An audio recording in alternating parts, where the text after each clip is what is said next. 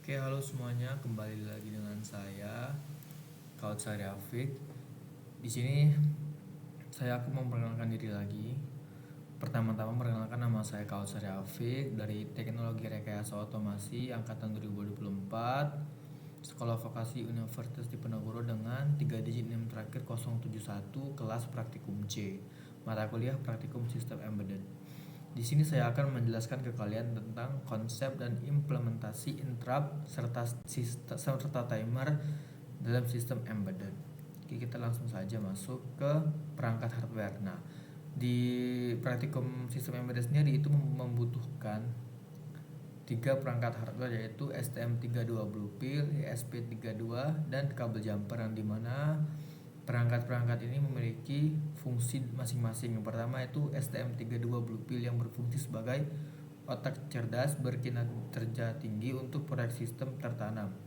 Lalu ada ESP32 berfungsi utama sebagai anak perangkat Internet of Things atau IoT, mengontrol aktuator dan berkomunikasi langsung dengan cloud atau aplikasi seluler. Yang ketiga ada kabel jumper.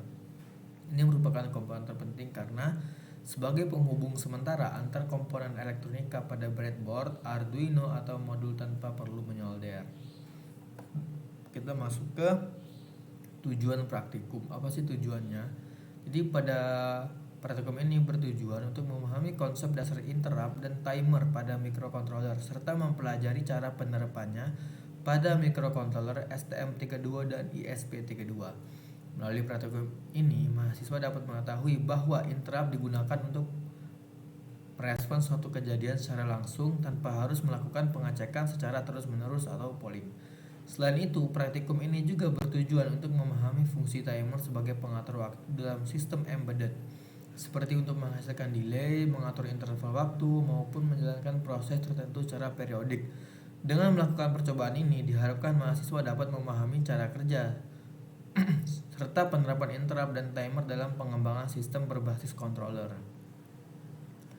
Kita masuk ke dasar interrupt. Apa sih interrupt itu? Jadi interrupt merupakan suatu mekanisme pada microcontroller. Interrupt itu merupakan interupsi, teman-teman, yang memungkinkan sistem untuk menghentikan sementara proses utama yang sedang berjalan ketika terjadi satu kejadian tertentu. Ketika interrupt terjadi, microcontroller akan langsung menjalankan program khusus yang disebut interrupt service routine untuk menangani kejadian tersebut. Setelah proses penanganan selesai, program akan kembali melanjutkan eksekusi program utama seperti sebelumnya. Penggunaan interrupt bertujuan agar sistem dapat merespon suatu peristiwa dengan lebih cepat dan efisien, tanpa harus terus-menerus memeriksa kondisi perangkat atau sensor melalui metode polling. Interrupt biasanya dipicu oleh berbagai sumber seperti penangkapan tombol, perubahan sinyal pada pin input timer yang mencapai nilai tertentu, atau kejadian dari perangkat eksternal lainnya. Dengan adanya interrupt, kinerja sistem microcontroller menjadi lebih efektif dalam menangani berbagai kejadian secara real time. Lalu kita masuk ke metode. Nah, di praktikum ini memiliki dua metode yaitu metode polling dan interrupt. Nah, metode polling dan interrupt merupakan dua cara yang digunakan oleh microcontroller untuk mendeteksi dan merespons suatu kejadian dari perangkat input atau perangkat eksternal. Kedua metode ini memiliki cara kerja yang berbeda dalam memantau kondisi suatu sistem. Metode polling adalah metode di mana microcontroller secara terus-menerus memeriksa atau mengecek kondisi suatu perangkat input dalam program utama. Pada metode ini, microcontroller akan menjalankan proses pengecekan secara berulang untuk mengetahui apakah terjadi perubahan kondisi seperti tombol ditekan atau sensor aktif. Kelemahan dari metode polling adalah penggunaan waktu prosesor yang kurang efisien, karena microcontroller harus selalu melakukan pengecekan meskipun tidak ada perubahan kondisi. Sedangkan metode interrupt merupakan metode di mana microcontroller akan merespons suatu kejadian hanya ketika kejadian tersebut benar-benar terjadi. Ketika suatu sinyal interrupt diterima, microcontroller akan menghentikan sementara program utama dan menjalankan program khusus yang disebut interrupt service routine atau ISR untuk menangani kejadian tersebut. Setelah proses penanganan selesai, program utama akan dilanjutkan kembali. Metode interrupt lebih efisien dibandingkan polling karena microcontroller tidak perlu terus-menerus melakukan pengecekan terhadap kondisi perangkat. Nah, ini kita akan masuk ke proses interrupt. Jadi interrupt itu terjadi ketika microcontroller menerima sinyal dari suatu kejadian tertentu seperti penekanan tombol, perubahan sinyal pada pin input atau sinyal dari timer. Ketika interrupt aktif, microcontroller akan menghentikan sementara eksekusi program utama yang sedang berjalan. Selanjutnya, microcontroller akan menjalankan program khusus yang disebut Interrupt Service Routine atau ISR untuk menangani kejadian tersebut. Setelah proses penanganan interrupt selesai dilakukan, microcontroller akan kembali ke program utama dan melanjutkan proses yang sebelumnya terhenti.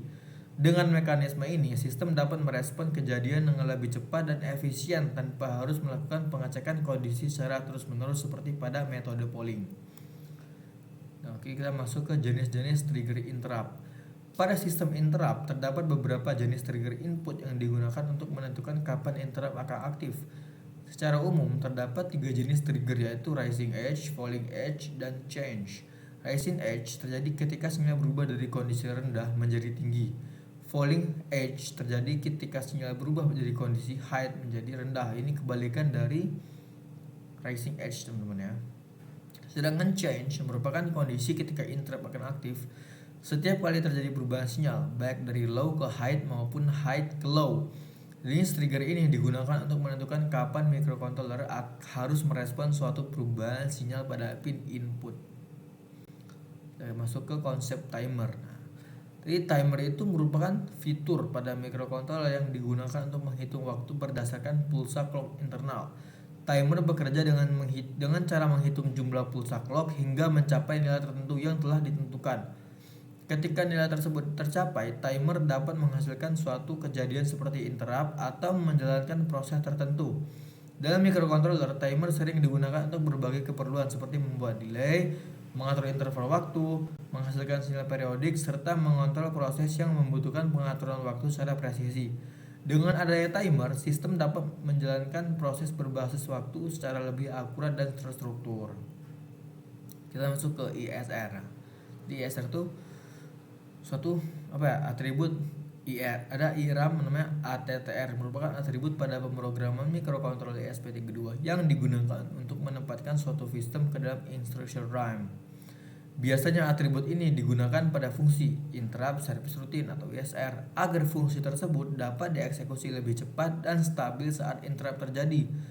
Penggunaan IRAM ATTR bertujuan agar fungsi interrupt tidak tergantung pada memori flash yang memiliki waktu akses lebih lambat.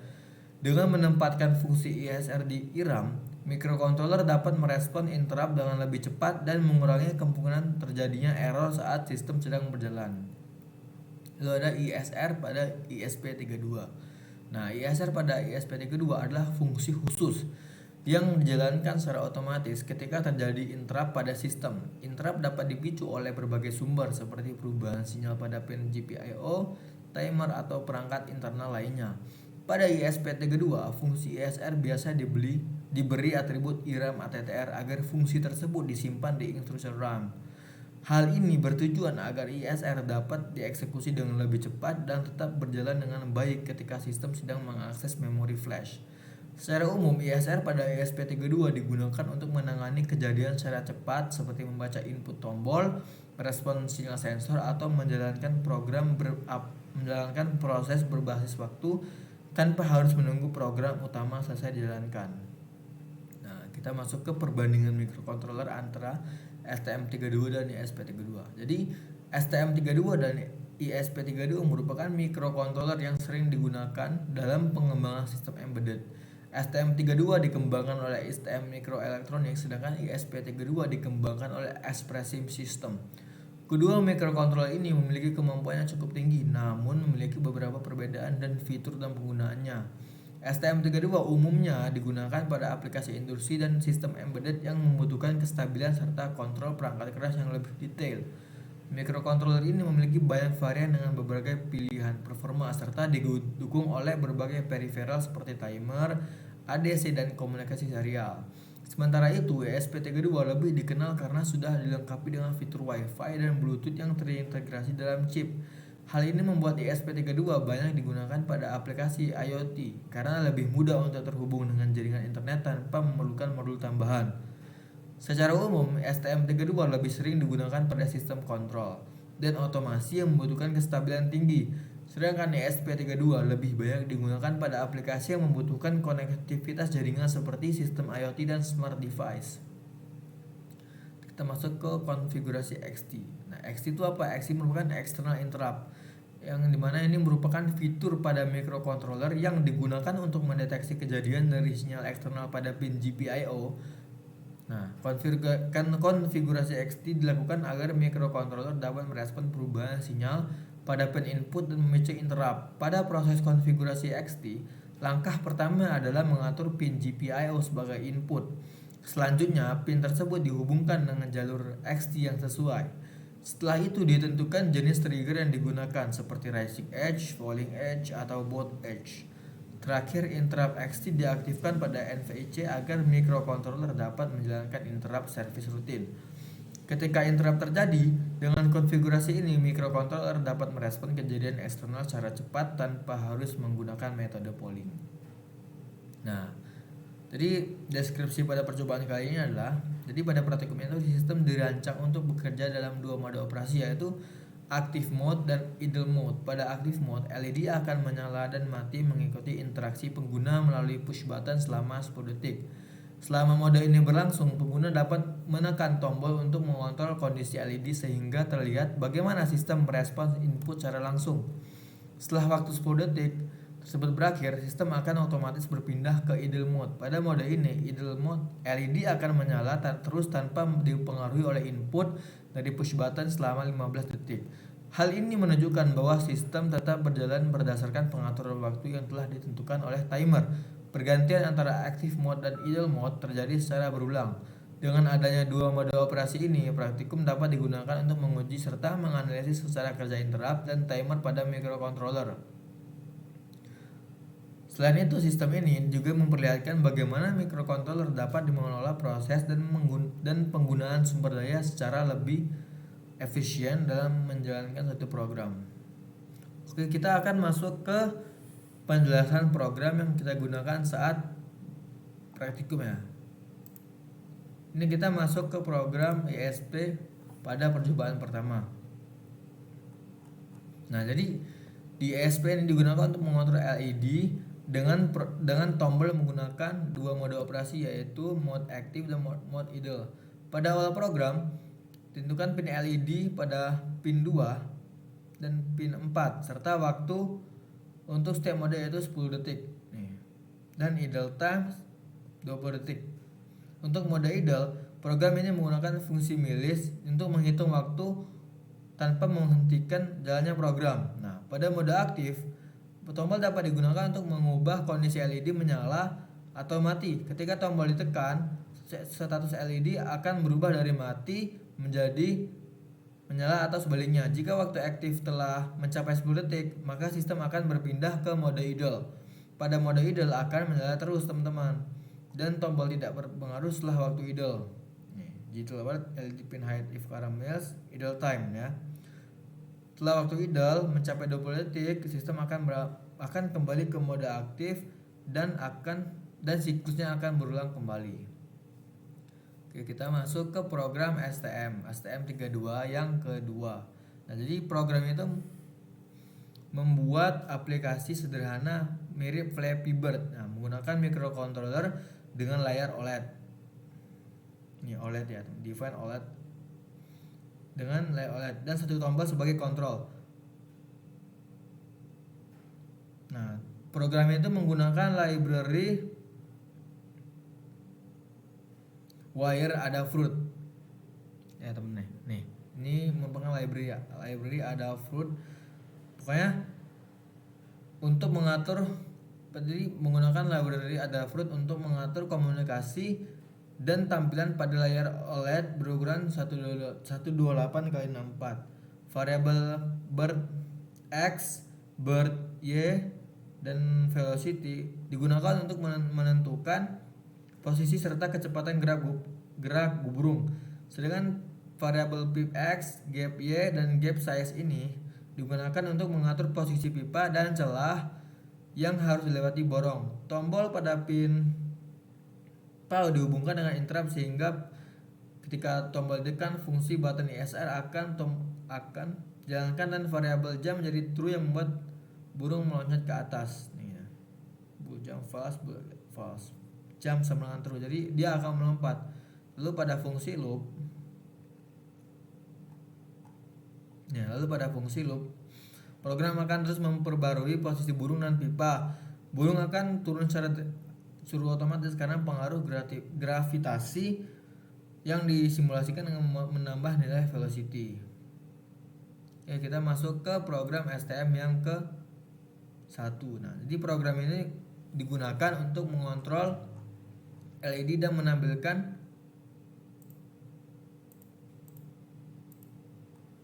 menampilkan mode sistem pada layar OLED SSD nih. Nah, pokoknya menggunakan library sama seperti ada Fruit, Display, Screen. Pokoknya jadi ini menggunakan 2 mode, yaitu ada mode aktif dan mode idle. Ini 10 detik dan ini 20 detik. Pada mode aktif, metode tombol dapat digunakan untuk mengubah kondisi LED menjadi menyala atau mati dengan cara menekan tombol. Program juga menggunakan menggunakan fungsi milis nih untuk menghitung waktu tanpa menghentikan jalannya program. Jika waktu aktif telah mencapai 10 detik, sistem akan berpindah ke mode idle dan akan dipaksa menyala, dan layar OLED akan menampilkan tulisan idle. Kita masuk ke ISP yang percobaan kedua. Nah, program itu tuh mengontrol LED dengan menampilkan status mode pada layar OLED dengan 2 kondisi operasi, yaitu mode aktif dan juga mode idle, teman-teman ya. Ini menggunakan library Adafruit. Pokoknya seperti yang tadi. Jadi pada mode aktif itu tombol dapat digunakan untuk mengubah kondisi LED menjadi menyala atau mati. Mati itu toggle ya, karena program juga memeriksa apakah waktu aktif telah mencapai 10 detik, dan jika sudah maka sistem akan berpindah ke idle. Nah, yang dimana fungsinya juga sama tadi, fungsi milis yaitu untuk mengabari waktu atau serta jadi fungsi milis itu sebagai mode berbasis waktu, teman-teman ya. Nah, kita masuk ke ESP3. Nah, ini merupakan program game sama seperti STM tadi ya, dimana kita menggunakan modul game Flappy Bird dengan OLED SSD 1306, board ESP32, framework ISP IDF.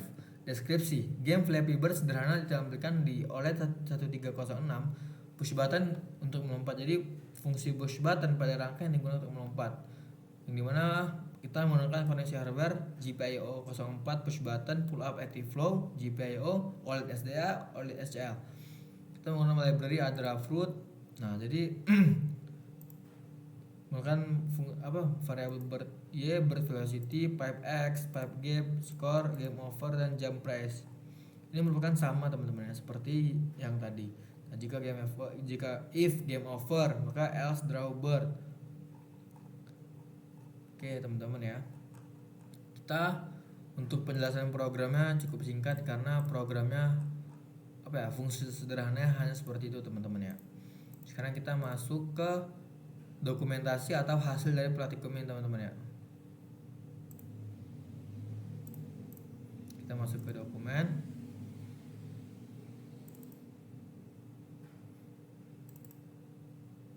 Kita masuk ke modul 2. Ini merupakan percobaan ISP yang terap dengan LCD, teman-teman ya.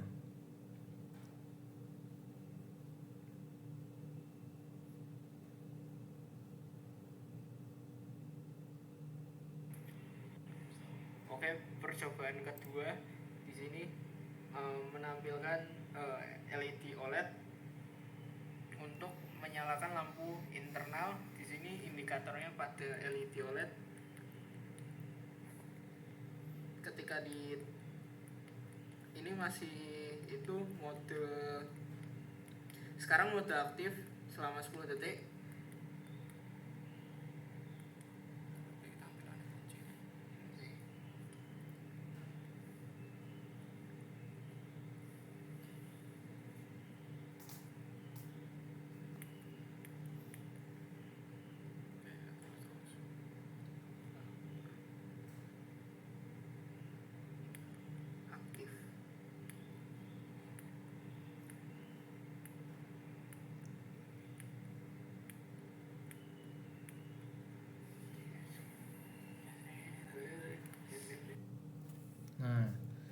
Dan sekarang kita masuk ke ISP interrupt dengan tanpa LCD.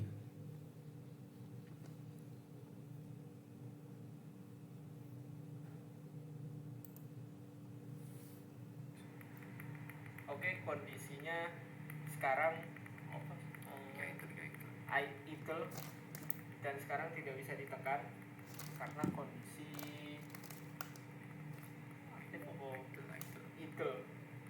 Terus 15 detik kemudian balik meneneng aktif. Nah, ini bisa kita temukan. Sekarang kembali ke mode aktif selama 10 detik. Jadi bisa dipencet-pencet. Setelah 10 detik maka kondisinya akan idle selama 15 detik dan tidak bisa ditekan lagi. Nah, sekarang kita masuk ke STM32 yang dimana ini menggunakan program yang tadi ya.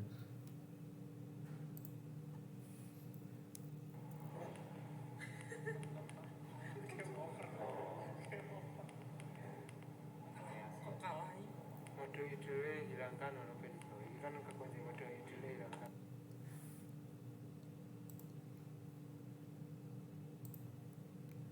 Ini ke STM32 variasi teman-teman ya.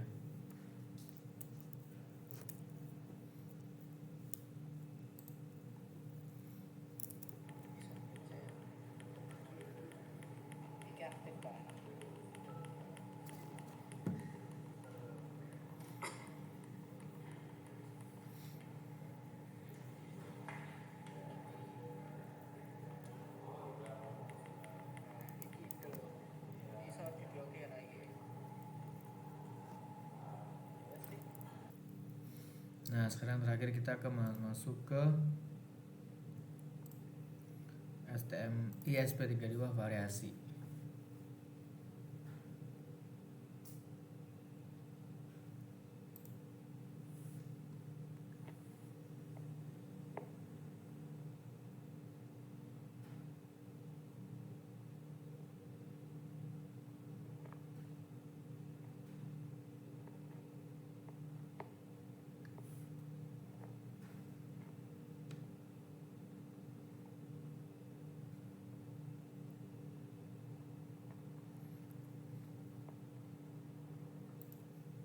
Oke, cukup sekian dari saya. Maafkan apabila ada kesalahan.